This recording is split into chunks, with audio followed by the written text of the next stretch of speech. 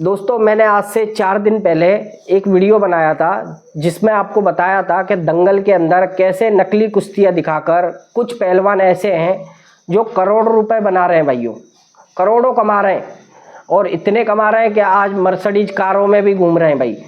लेकिन उस वीडियो पे बहुत से ऐसे लोग थे जिन्होंने कमेंट करा था कि भैया हम आपकी बात कैसे मान लें, आपको क्या पता ऐसे ही होता है, ये बहुत बड़े पहलवान हैं।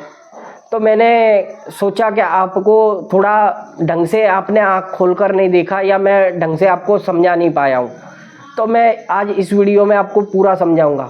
मैंने वो वीडियो जो बनाया था वो एक तरफ मैंने केसरी भारत केसरी जीते हुए पहलवान रखे थे, दूसरी तरफ देवा थापा, जावेद गनी या बाबा लाड़ी जैसे पहलवान जो आजकल आप YouTube पर कहीं पे भी सर्च कर लो या आपने भी कहीं ना कहीं इनकी कोई ना कोई वीडियो ज़रूर देखी होगी क्योंकि वायरल ही इतनी होती हैं। तो बाबा लाड़ी, जावेद गनी और देवा थापा ऐसे पहलवानों की मैंने आपको असली सच्चाई बताई थी। तो भाइयों आज का वीडियो इसी पर मैं आपको पूरी तरीके से समझाऊंगा, लेकिन आप वीडियो को बस इतना करना है कि बिना स्किप करे 5-6 मिनट का वीडियो रहेगा, पूरा ज़रूर देख लेना।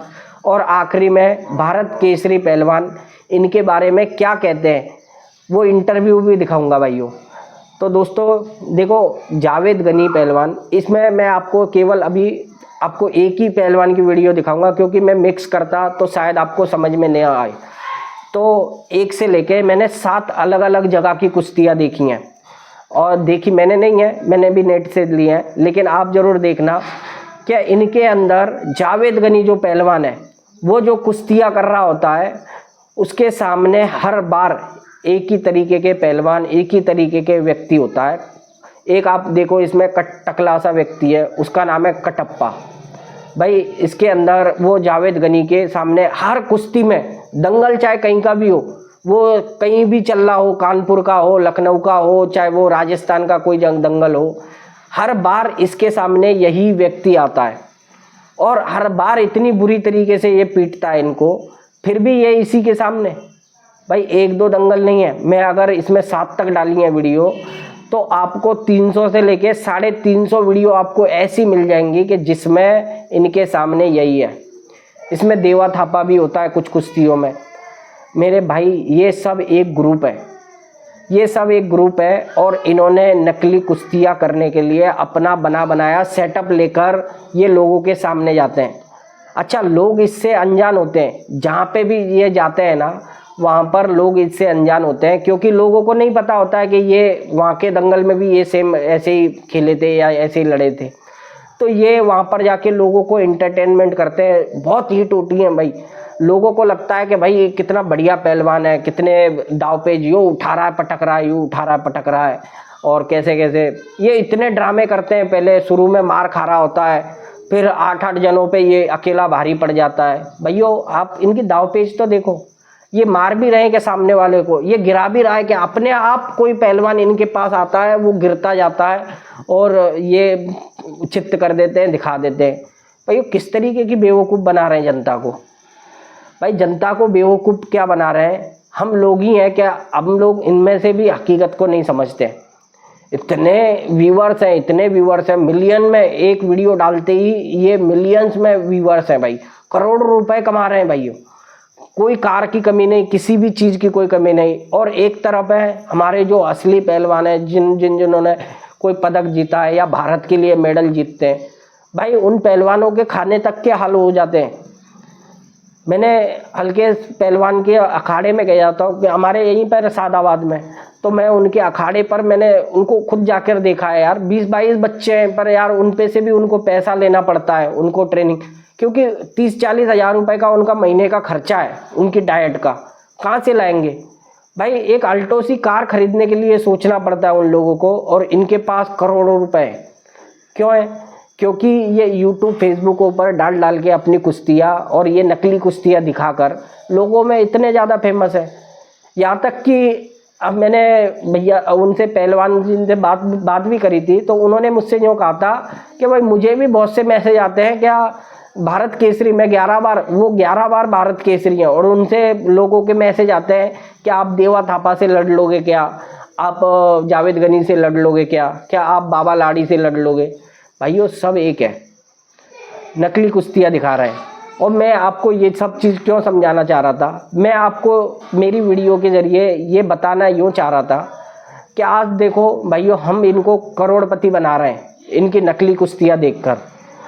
आने वाले समय में क्या होगा, जितने भी पहलवान बनते जाएंगे ना, वो इसी तरीके का शॉर्टकट रास्ता अपनाएंगे।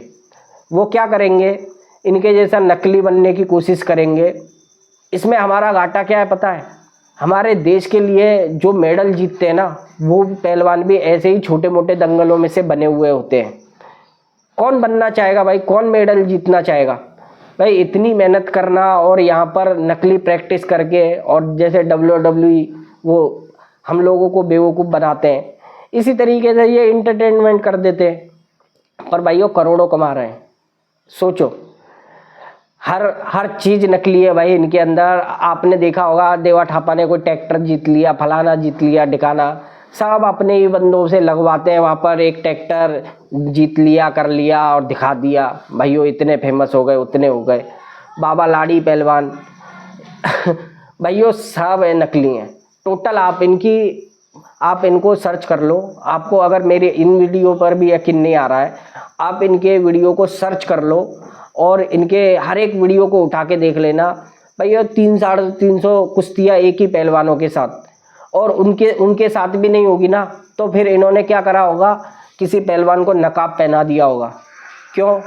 क्योंकि भाइयों उस पहलवान को लोग जानते हैं, उस पहलवान को भी जानते हैं कि इसी के साथ ये कुश्तियाँ करता है। तो अब इन्होंने नया हथकंडा अपनाया है, क्या नकाब सा पहना दो। नकाब सा पहन लोगे तो उसके बाद में पहलवान को पहचान ही नहीं पाओगे कि कौन लड़ रहा है इसके सामने, और वो काम हो रहा है अपना दूसरे का नहीं। भाई वो बोलने वाले तक जो माइक में बोलते हैं वहाँ पर, क्या कुश्तियों के बीच में बताते हैं कि ऐसा मत कर वैसा, रेफरी जो होते हैं वो भी इनके ही होते हैं। मैंने जो आपको शायद दूसरे नंबर की और 5वें नंबर की वीडियो में, आप एक चुंडी वाला, एक भगवा पहना हुआ, फिर लाल कपड़े पहना हुआ, आपने रेफरी देखा होगा। दंगल दोनों अलग अलग जगह के, रेफरी एक ही है। आप सोच के देखो भाइयों, सब पूरा सेटअप लेके जाते हैं भाइयों। ये 20-25 लोग जाते हैं एक दंगल में, और ये किसी भी और पहलवान से कुश्ती नहीं लड़ते, ये केवल अपने ही पहलवान से कुश्ती लड़ते हैं।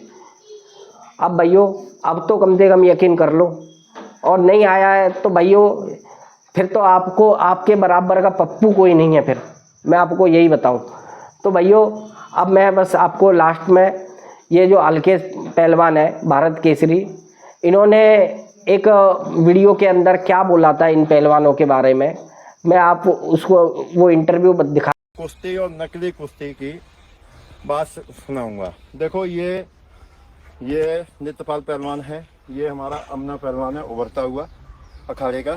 और देखो जो बाबा लाडी है और थापा है और मौसम अली है, उन जो वो टिकटी दंगल होते हैं उत्तरांचल में, उनमें वो रील चलाते हैं। तो मैं उनकी ये दिखाऊंगा, जो हम अपने बच्चों की टेक्निक प्रैक्टिस कराते हैं ना, वो कुश्ती दिखाते हैं। तो लोग कहते हैं, फ़ोन आते हैं कि पहलवान जी आप देवा थापा से, बाबा लाडी से लड़ लोगे क्या?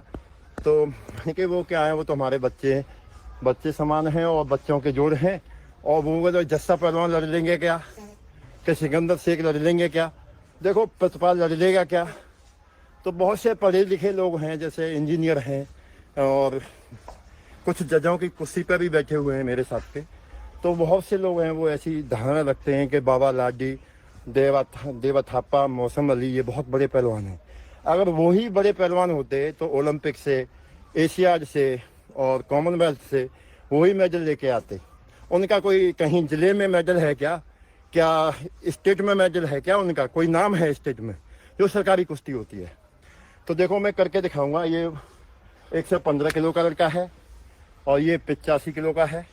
देखो ये जो वो रील चलाते हैं, वो रील चला के दिखाएंगे ये। चलो भाई स्टार्ट। देखो ये हाथ कर रहा है, वो मार रहा है, ये रील है उनकी।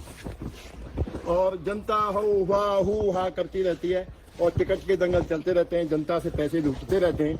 बहुत से पहलवान ऐसे भी हैं उसमें कि टिकट वाले में कोई नकाबपोश आ रहा है, कोई कुछ आ रहा है। क्या नकाबपोश कुश्ती लड़ने वाले की क्या महत्व है? नकाबपोश का। कुश्ती में तो कोई महत्व नहीं है। कुश्ती में जो आंख से आंखें मिला के लड़ेगा आपको वो मतलब ये है कि जैसे कि नकाबपोश क्यों बन के आएगा? वो एक ड्रामा है, वो टिकरी दंगलों का ड्रामा है। अगर नकाबपोश पे कुश्ती चलती तो क्या उनको क्या पता है कुश्ती क्या होती है? कुछ नहीं, उनको कुछ नहीं पता है। जो मैच पे कुश्ती होती है ना, तो बीच में मैच का घेरा होता है, उस पर कुश्ती स्टार्ट होती है। एक जो पहलवान है ऐसे लड़ेंगे वो, तो उसको भी कई ध्यान रखने पड़ते हैं। कोच का भी, अब जो कोच खड़ा है रेफरी का भी, और अपना कोच बैठा हुआ है, दूसरे का कोच बैठा हुआ है, दूसरे के साथी बैठे हुए हैं, अपने साथी बोल रहे हैं, वो क्या क्या बोल रहे हैं।